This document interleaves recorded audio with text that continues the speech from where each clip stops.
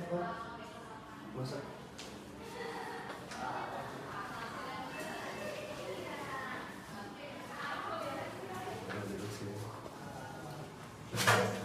Ibu, silakan duduk.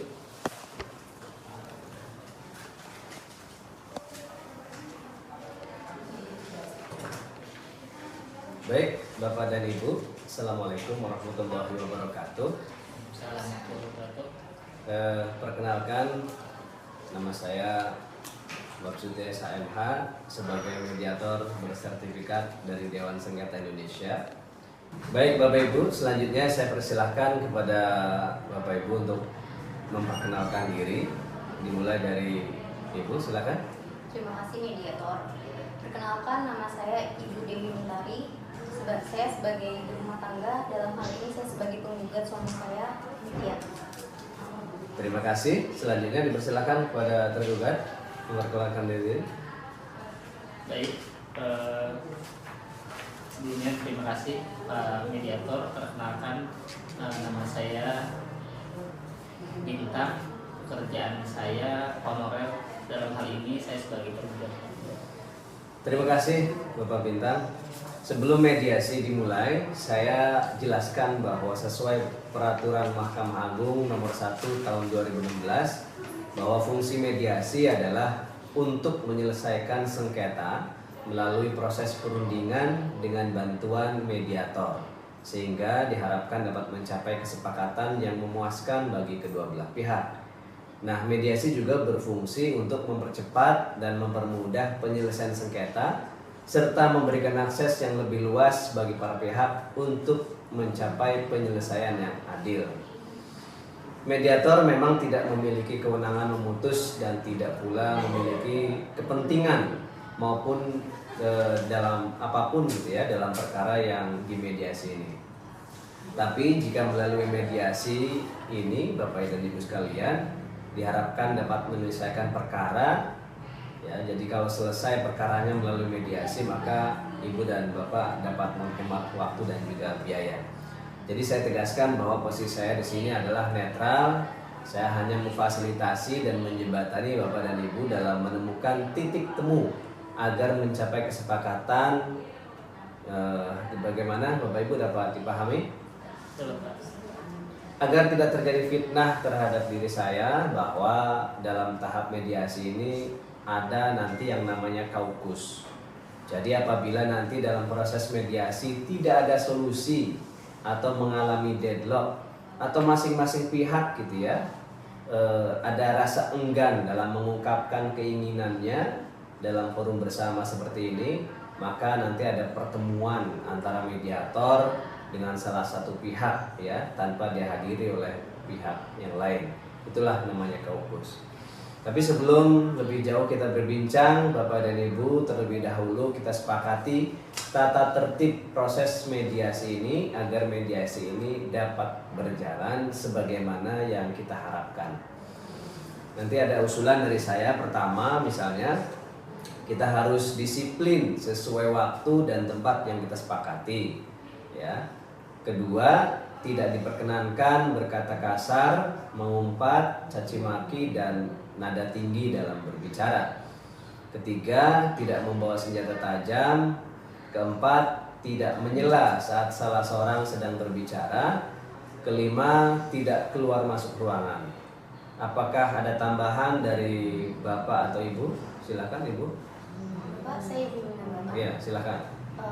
Lebih baik kita tidak usah membawa HP ya, khawatir Oh, iya. tidak terjamin adanya kerahasiaan. Oh iya, mohon maaf, saya taruh dulu HP saya kalau gitu. Bagaimana? Apakah tergugat setuju? Setuju Pak. Apakah ada tambahan dari tergugat? Ada Pak.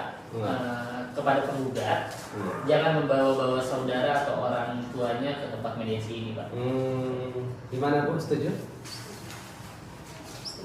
Sesuai peraturan Mahkamah Agung Perma nomor 1 tahun 2016 mengatur bahwa proses mediasi ini juga di pengadilan harus selesai dalam waktu paling lama 30 hari terhitung sejak perintah mediasi diberikan. Jangka waktu ini dapat diperpanjang selama 30 hari lagi dengan kesepakatan para pihak. Jadi kira-kira mediasi mau hari apa aja Bu nanti Bu? Kalau saya boleh usul setiap hari Selasa ya Pak, sekitar jam 10-an. Oh, gimana? Setuju Pak.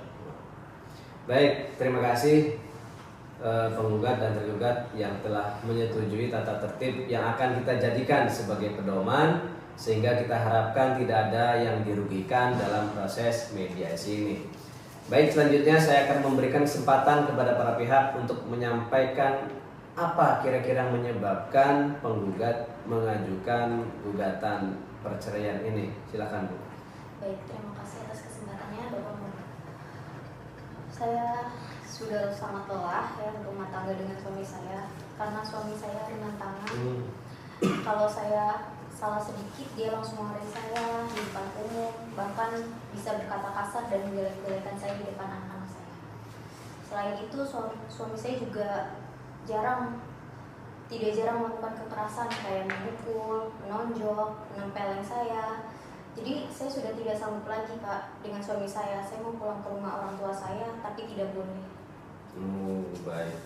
Jadi Ibu sudah merasa kecewa dengan suami karena merasa disakiti baik fisik maupun secara verbal ya Bu ya. Iya betul Pak.